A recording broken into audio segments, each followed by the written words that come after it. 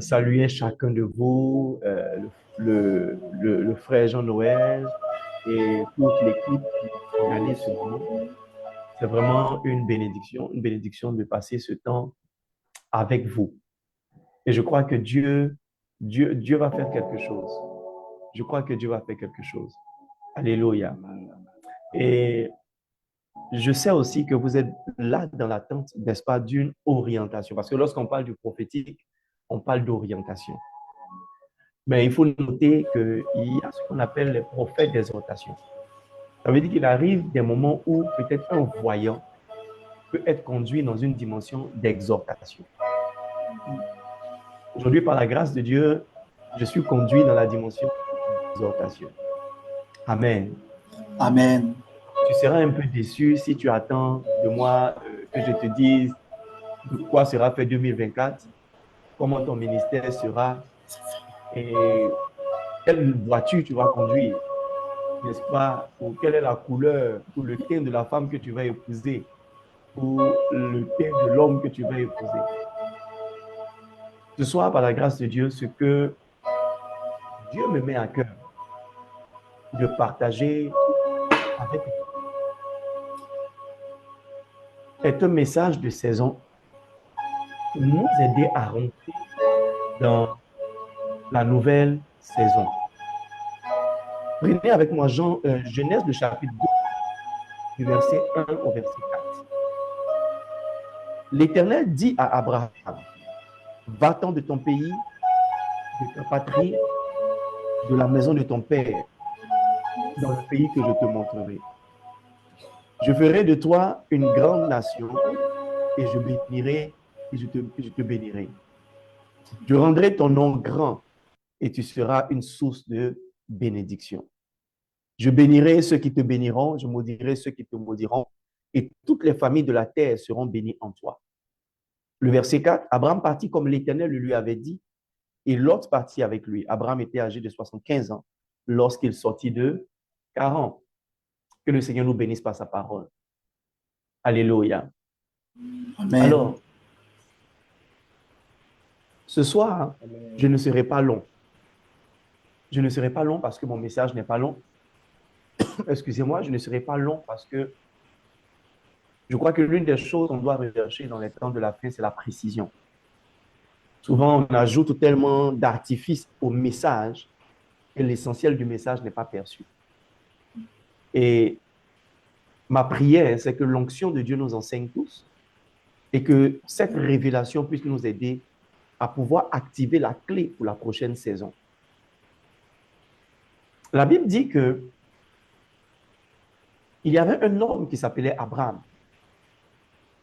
Et au verset 1, la Bible précise que Dieu parle à Abraham. L'Éternel dit à Abraham. Ça veut dire que lorsqu'on lit Genèse de chapitre 12, verset 1, on a l'impression que toute l'histoire d'Abraham commence à cette étape de la parole de Dieu, au verset 1. En réalité, ce qui a commencé au verset 1 n'était pas réellement toute la vie d'Abraham. La vie d'Abraham a commencé longtemps avant Genèse, le chapitre 12, verset 1. Abraham, fils de son père, a vécu avec son père et il a trimballé un manque, un complexe, un handicap et une série d'insatisfactions par rapport à des projections qu'ils avaient. Vous savez, il n'y a pas de déception quand tu n'as pas de projection. La plupart du temps, nous sommes déçus parce que nous avons des projections. Nous sommes frustrés parce que les projets que nous avons, nous ne les voyons pas marcher vers leur accomplissement. J'espère que vous me comprenez. Et oui. Dieu regarde Abraham à cette étape de sa vie où il a beaucoup de rêves, mais il n'a pas d'espoir. Parce que les rêves que tu as à 18 ans, quand tu as 75 ans, tu n'as plus les mêmes rêves.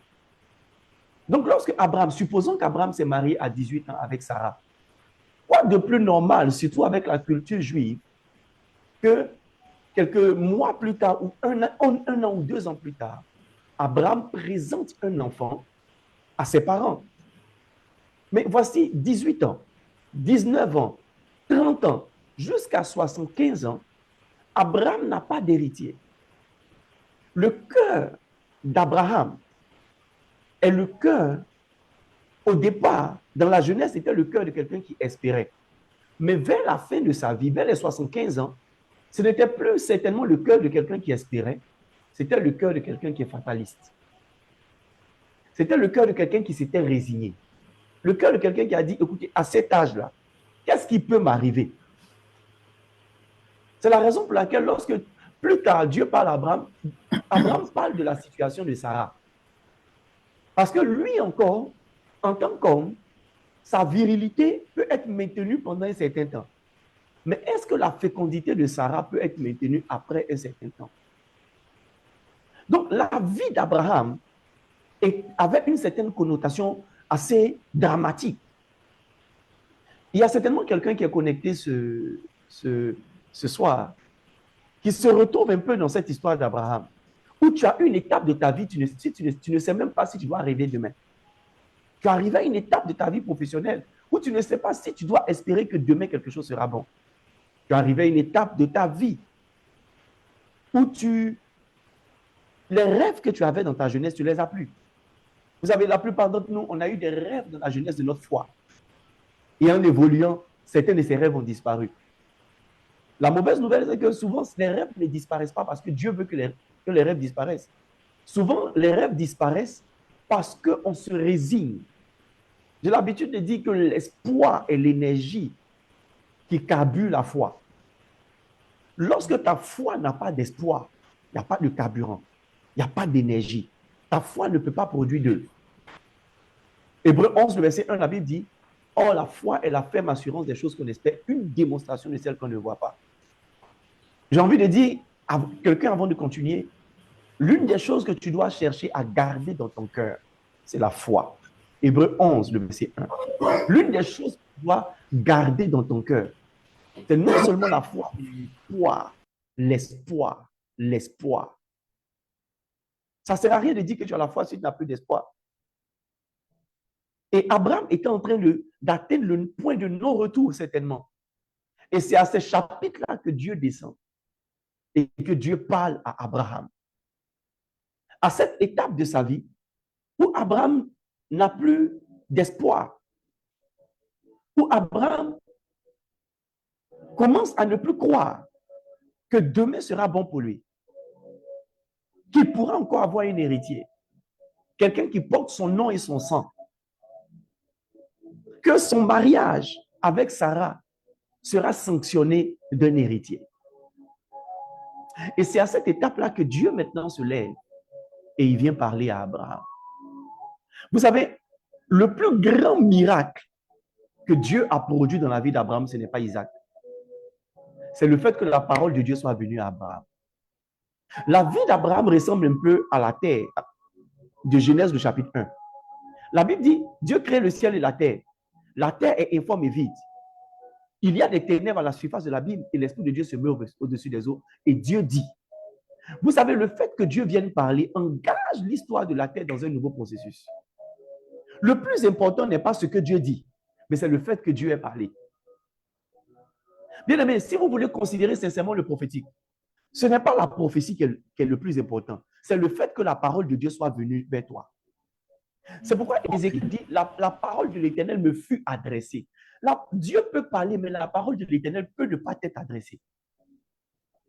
C'est un miracle que tu dois chérir, du fait que Dieu t'ait parlé, soit par songe, soit par vision, soit par prophétie, au travers d'un homme de Dieu, ou même au travers d'un fou.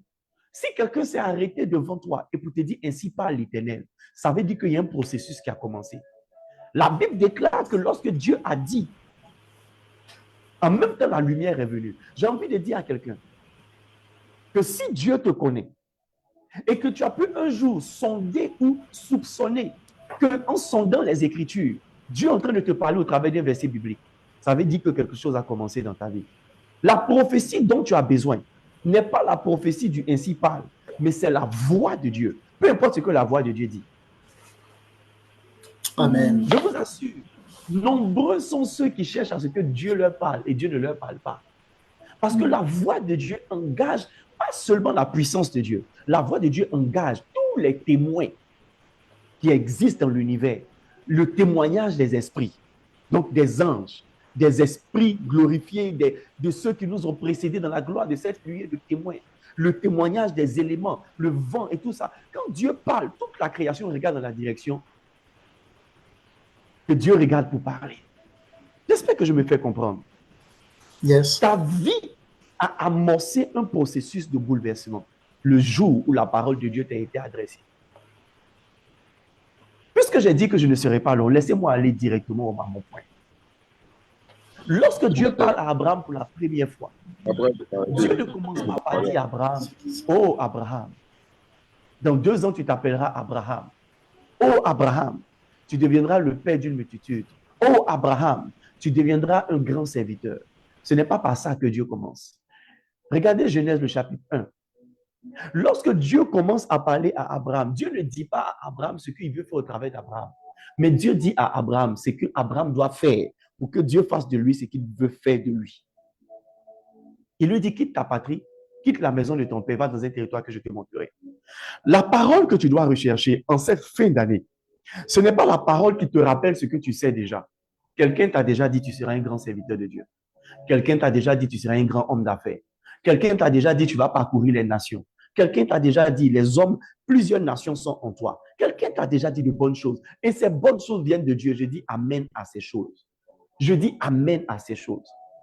Jérémie 29, verset 11, il dit, je connais les projets que j'ai formés sur vous, projets de paix et non de malheur, afin de vous donner un avenir et de l'espérance. Dieu a un bon plan pour vous, projet de paix. Hein? Et il dit en Romains 12, verset 1, il dit, ne vous conformez pas au siècle présent, mais soyez transformés par le renouvellement de l'intelligence, afin de discerner quelle est la volonté de Dieu, ce qui est bon, agréable et parfait. Donc la volonté de Dieu pour toi est déjà bonne, agréable et parfaite. En cette saison dans laquelle nous sommes, tu n'as pas besoin de savoir encore que ce que Dieu veut faire pour toi est bon. Même si tu ne sais pas, c'est déjà bon. Yes. Même si tu ne sais pas, si Dieu a parlé, si Dieu s'est adressé à toi, même si tu n'as pas entendu ce qu'il a dit, c'est déjà bon. Alléluia. Ce que tu dois chercher à entendre, c'est qu'est-ce que tu dois faire pour que le processus qui a commencé s'achève parfaitement.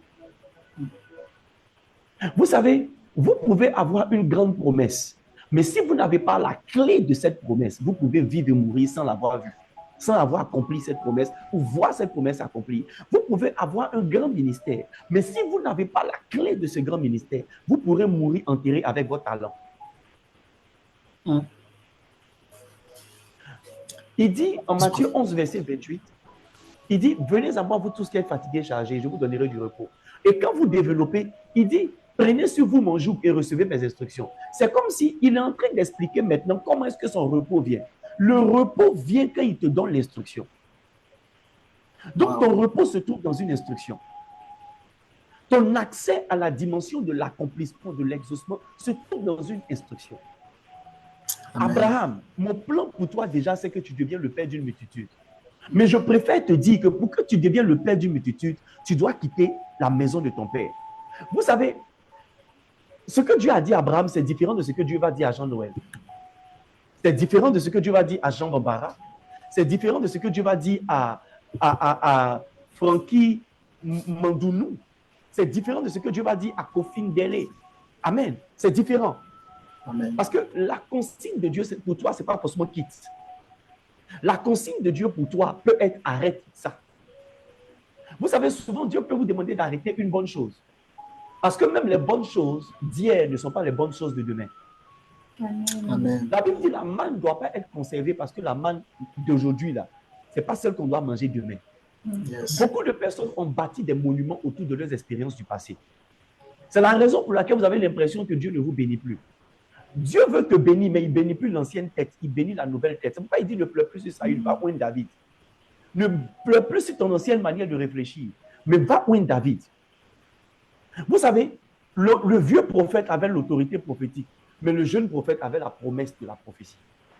Si vous écoutez, vous êtes fidèle aux vieilles choses, vous risquez de perdre les nouvelles choses. Dieu est un Dieu qui a donné la sagesse à iPhone de faire des mises à jour. C'est le même Dieu qui a donné à Microsoft de faire des mises à jour. C'est le même Dieu qui a donné à Samsung de faire des mises à jour. Donc, Dieu fait des mises à jour de ses instructions. Yes. Avant pour que Abraham devienne je vais dire, le mari de Sarah et le père de l'enfant de Sarah, il fallait qu'Abraham couche avec Sarah.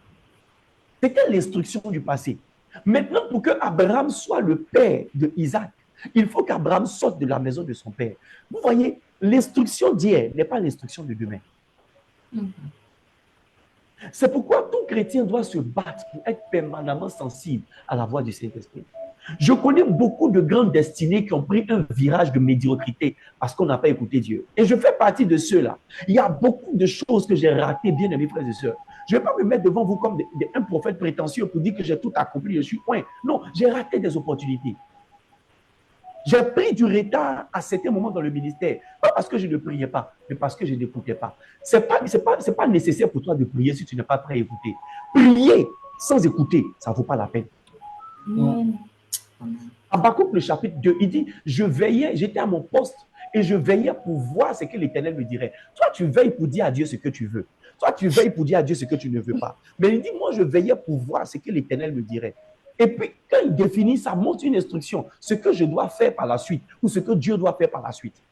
Tout ce que Dieu doit faire par la suite est rattaché à quelque chose que tu dois continuer de faire, arrêter de faire, un territoire que tu dois quitter, ou un territoire dans lequel tu dois rentrer, une personne que tu dois rencontrer et considérer.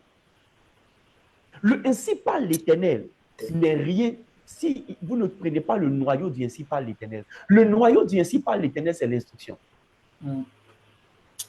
Le noyau, le cœur de toute prophétie, c'est l'instruction. Toute prophétie qui ne te donne pas une instruction n'est pas une prophétie totale, n'est pas une prophétie complète. Oui. Amen. C'est la raison pour laquelle ton rêve vient de Dieu, ton songe vient de Dieu, ta vision vient de Dieu, mais ça fait 5 ans que tu attends, ça n'est pas encore arrivé. Et si tu veux attendre 20 ans, ça ne va pas arriver. Parce que si la prophétie t'a d'attendre là, tu dois l'attendre là, mais d'une certaine manière. Si la prophétie attend là, mais le là, il y a une manière et il y a un lieu.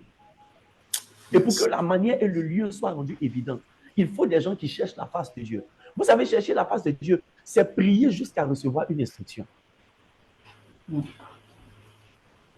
Tu peux prier pour un sujet, mais la réponse que tu dois attendre de Dieu, ce n'est pas mon fils c'est fait ou ma fille c'est fait. La réponse que tu dois attendre de Dieu, c'est voici là où tu dois être pour que ce soit fait. Voici ce que tu dois faire pour que ce soit fait. Et souvent, ce que Dieu te demande de faire n'est pas agréable.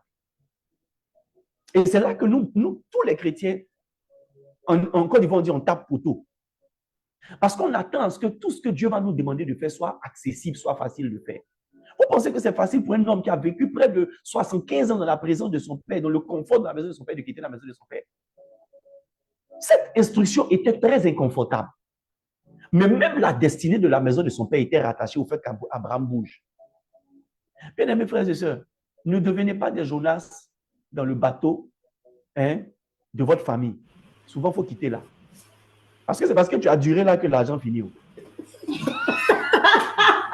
C'est parce que tu as duré là que manger ne vient plus. C'est parce que tu as duré là que... Avance, prophète. C'est parce que tu es en train de résister à ton appel. Dieu ne veut pas que tu sois le médecin que tu veux devenir. Dieu ne veut pas que tu mettes ça en priorité. Dieu veut que tu mettes en priorité le serviteur de Dieu. Et puis après, il va accomplir le médecin. Mais tu vois, Jérémie dit, si tu ne sais pas ce qui est vil de ce qui est précieux, Jérémie 15, verset 19, ça veut dire que même dans l'instruction, il y a ce qui est vil, ce qui est précieux. Yes. Et la plupart des instructions de Dieu ne sont pas forcément confortables. Mais aussi, certaines instructions ne sont pas difficiles. Souvent, on attend à ce que l'instruction soit, parce que la promesse est tellement grande, on s'attend à ce que la chose que Dieu va nous demander soit tellement difficile à faire, qu'on trouve que c'est tellement facile que ça ne peut pas venir de Dieu. Lorsque vous prenez 2 Rois, le chapitre 5, parlant de la guérison de Naaman, son serviteur lui a dit, mais qu'est-ce qu'il t'a demandé de difficile? Mais tellement c'était facile, Naaman a cru que c'était une arnaque. Dieu n'est pas un arnaqueur. Souvent, Dieu va te dire, jette le filet sur le côté droit. Bien aimés frères et sœurs, vous êtes chez les Blancs là-bas, vous êtes dans tous les pays, vous êtes très intelligents. Je bénis Dieu. La neige frappe votre tête, votre cerveau est frais. Prenez la dimension d'une barque. La barque dans laquelle Pierre était, ce n'était pas un navire. Et même si c'était un navire, bien aimés frères et sœurs, les poissons qui se promènent à gauche, là, les mêmes poissons se promènent à droite. C'est vrai ou c'est faux? Mais quel est le poisson que Pierre pouvait pêcher à gauche, qu'il n'a pas pu avoir à droite? Quel est le poisson qu'il pouvait avoir à droite, qu'il ne pouvait pas avoir à gauche? Regarde là sur l'espace. Là où tu es assis, Jean-Noël, si tu prends ton parfum et que tu le pompes dans cette direction, ça va, tu vas sentir l'odeur. Parce que la distance n'est pas grande. Donc, ça veut dire que les événements d'à gauche sont les événements d'à droite. Mais en ce qui concerne l'instruction de Dieu, souvent, c'est mystérieux. Ça peut ressembler à une petite chose, mais qui fait toute la différence. Qui peut faire toute la différence. Tu vois, pour devenir milliardaire, souvent, peut-être, tu vas te demander de donner 10 000. Et tu te dis, mais quel est le lien entre 10 000 et milliards? Tu n'es pas Dieu pour savoir le lien qu'il établit avec les choses. C'est pourquoi l'obéissance est bonne. C'est pourquoi ramener ton raisonnement à l'obéissance est une bonne chose. Si ton cerveau tourne trop, tu vas rater l'instruction. Parce que tout ce que Dieu te demandera de faire, tu ne comprendras pas. Tout ce que ton cerveau va te demander de faire, c'est une erreur déjà à la base. C'est la raison pour laquelle Dieu a fait dormir Adam pour créer Ève. Parce que si tu veux comprendre comment Dieu fait ces choses, ton grain de sel va gâter la sauce. Yes. Dieu ne veut pas qu'on comprenne, Dieu veut qu'on obéisse. C'est ça la folie de la foi. Il dit, mon juste, pour que mon juste vive, il faut qu'il ait la foi. Mais la foi est une folie à quelques niveaux. Quelqu'un qui marche par la foi n'est pas forcément compris. N'est pas forcément compris. Tu es dans le confort de la maison de ton père, Abraham, un vieux de 75 ans. Et puis on te demande où tu vas. Tu dis, j'ai entendu une voix qui me dit d'aller dans un endroit qu'il va me montrer. Ça veut dire que même l'endroit là, ça n'a pas été montré. La voix là, c'est une voix que tu as entendue, la personne, tu ne l'as pas vue. Et tu te lèves avec toute ta famille, tu caches ta famille et tes serviteurs. Et ton cousin, qui n'est même pas ton enfant, ton neveu qui n'est pas ton enfant, l'enfant de ta soeur, de ta soeur, le trimballe dans ta folie, Abraham. C'est ça l'absurdité. Vous savez, si vous êtes vraiment de Dieu, vous serez absurde dans certaines choses que vous devez faire. L'instruction de Dieu va te rendre fou aux yeux des hommes, mais sage aux yeux de Dieu. Amen. Alors, j'aborde ma chute. Je crois que la meilleure personne qui peut vous donner ces instructions, c'est le Saint-Esprit. Amen. La Bible dit qu'il se mouvait au-dessus des eaux. Pendant qu'il se mouvait, il ne se mouvait pas innocemment. Il ne se mouvait pas dans l'oisiveté. Vous savez, partout où le Saint-Esprit est, il y a des voix qui se font entendre. Qu'est-ce que Jean-Baptiste a dit? Et qu'est-ce que les disciples ont dit? Ils ont entendu une voix qui parlait dans la nuée. Ça dit dans le nuage qu'on voit, il y a une voix dedans. Donc imagine le Saint-Esprit. Dans le vent qui souffle là, il y a une voix. Dans le vent qui souffle là, il y a des voix. La Bible, derrière le trône de Dieu, on entendait des voix. Donc tu dois commencer maintenant à prier Dieu et à te disposer au Saint-Esprit, chercher la face de Dieu pour que le Saint-Esprit te dise ce que tu dois faire. Ne cherche pas qui va t'imposer les mains. Cherche ce que tu dois faire. Entre l'obéissance et l'imposition des mains, je préfère l'obéissance. Parce que l'obéissance engage Dieu, l'imposition des mains engage l'onction des poings. Les deux sont oints, mais les deux n'atteignent pas le si bas point. Il faut savoir qui porte la puissance, qui peut faire quelque chose. Et tout va changer. Je prie pour toi au nom de Jésus. Amen. Que Dieu te donne l'esprit prophétique en cette fin d'année. Amen. Et que tu puisses recevoir l'instruction. Que tu aies le cœur obéissant. Que tu aies le cœur obéissant. Amen. Lorsque tu vas recevoir l'instruction, aussi difficile, aussi facile, que tu puisses faire l'instruction. Désormais, tes oreilles sont ouvertes. Désormais, tes yeux sont ouverts. Tes songes deviennent clairs. Tes visions deviennent claires. Ton entendement prophétique devient clair.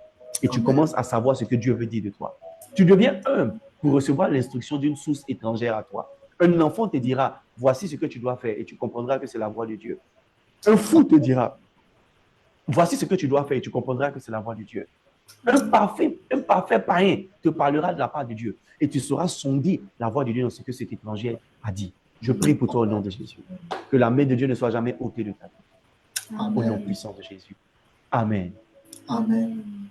Alors, je n'ai pas été long, mais je crois que vous avez été bénis. Je sais que Jean-Noël attendait que je sois plus long, que je prophétise même. Croyez-moi, je suis avec vous. Pour le moment, c'est le message de la saison que Dieu m'a donné. Je l'ai prêché hier à une veillée de prière, je l'ai prêché tout à l'heure à une réunion Zoom, je le prêche encore aujourd'hui, peut-être je le prêcherai demain. Parce que c'est ce qu'on doit chercher, l'instruction. Et si vous voulez, la prochaine fois qu'on se voit, on va ouvrir les yeux et on va prophétiser. Que Dieu nous bénisse. Amen. Alors, Jean-Noël, tu me permets de me déconnecter, n'est-ce pas? Si je t'écoute juste une minute, et puis si tu me permets, Oui, allez-y, prophète. Vous pouvez vous déconnecter. que Dieu vous bénisse. Et puis, Amen. bonne suite de programme à vous. Que l'instruction arrive juste. Amen. Amen. Wow. Wow. Est-ce que quelqu'un a été béni comme moi? Amen. Amen. Le Seigneur nous a fait du bien. Hein? Amen. La Bible dit Dieu parle tantôt d'une manière, tantôt d'une autre. Et le Seigneur nous a parlé ce soir. Donc, le message pour toi ce soir, cherche le Seigneur jusqu'à recevoir une instruction. Pas juste entrer dans la présence de Dieu et dire ce que tu veux.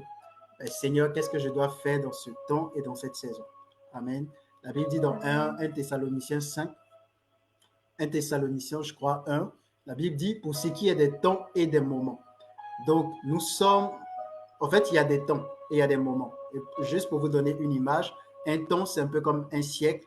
Un moment, c'est un peu une année. En fait, dans un siècle, il y a plusieurs années. En fait, c'est ce qu'on peut qualifier de moment. Et donc, nous sommes arrivés au temps qui est le dernier, au fait, d'un ensemble de temps que la Bible appelle les derniers temps. Et nous vivons les différents moments au fait de ce temps. Donc, dans ce temps et dans le moment dans lequel nous sommes, non seulement tu dois demander au Seigneur, quel est le mouvement majeur du Saint-Esprit? Parce que parmi les priorités de Dieu, il y a la priorité des priorités. Amen. Plusieurs choses peuvent être la volonté de Dieu, mais même dans la volonté de Dieu, la Bible parle de la volonté parfaite de Dieu.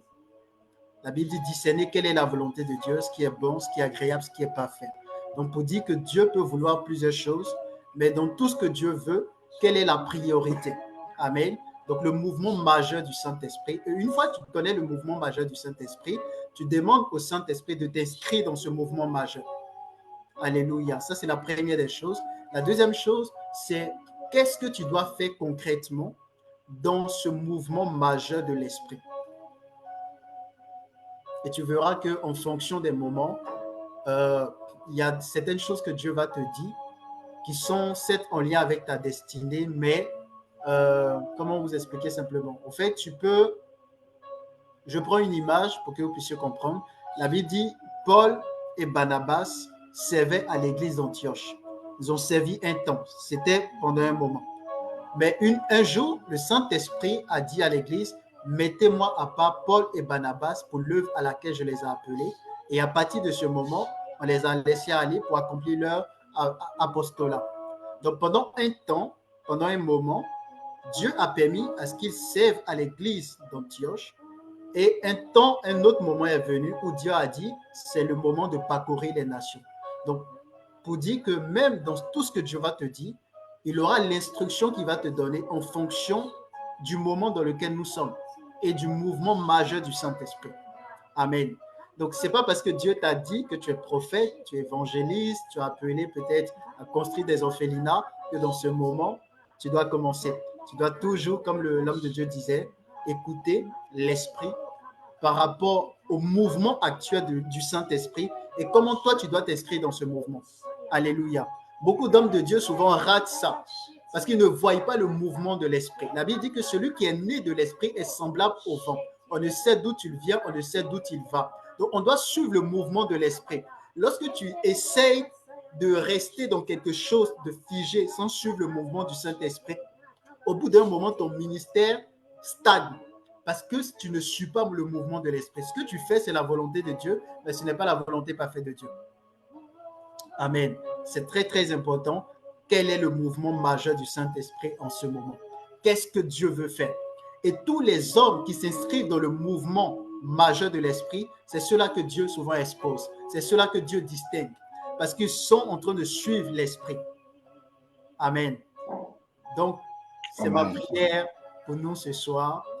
Obéissance, mais surtout le mouvement majeur de l'Esprit. C'est très important. Le mouvement majeur de l'Esprit. Alléluia. Prions pour clôturer ce temps. Père, par le Seigneur Jésus, nous te bénissons. Merci pour toutes les personnes que tu as attirées. Merci pour ta présence. Merci parce que ce soir, tu nous as parlé au travers de ton serviteur. Nous avons compris que lorsque nous sommes dans ta présence, nous devons recevoir une instruction de toi. Mais lorsque tu nous parles également, nous devons chercher à connaître la priorité de tes priorités, le désir ardent de ton cœur. Comment nous devons nous positionner par rapport à ce que tu as commencé à faire, par rapport au mouvement de l'esprit. Seigneur, merci parce que ce soir, tu nous accordes cette grâce. Merci parce que comme tu l'as dit au travers de ton serviteur, nos yeux sont ouverts, nos oreilles sont ouvertes et nous allons avoir des visions divines de Jésus-Christ lui-même. Nous allons entendre les paroles provenant de la bouche de Jésus-Christ lui-même. Nous allons avoir des révélations que le Père a confiées à Jésus-Christ pour nous faire connaître. Merci Père pour cette atmosphère. Que cette atmosphère repose sur chacun, que cette atmosphère s'attache à la vie de chacun, s'attache au ministère de chacun, s'attache à la destinée de chacun, au nom de Jésus-Christ. Seigneur, merci. Que toute la gloire te revienne. C'est avec action de grâce que nous avons prié au nom de Jésus. Amen. Amen. Amen. Merci de vous être connectés. Donc, pour ceux qui se sont connectés pour la première fois, c'est à l'école de l'Esprit. C'est chaque samedi